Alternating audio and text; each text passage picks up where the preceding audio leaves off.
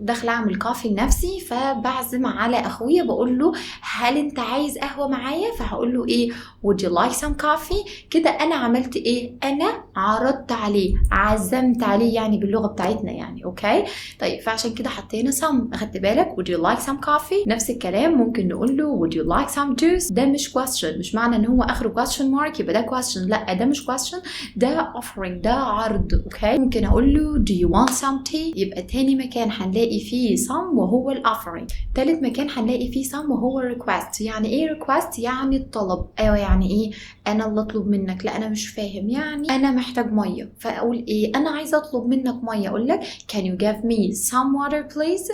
can you give me some water please. انا محتاج شاي، انا محتاج شاي ومحدش عزم عليا، فانا اللي مضطر بقى انا اعمل ايه؟ انا اللي اطلب اهو. فاقول ايه can I have some tea please. ممكن شويه قهوه لو سمحت، او شويه شاي لو سمحت.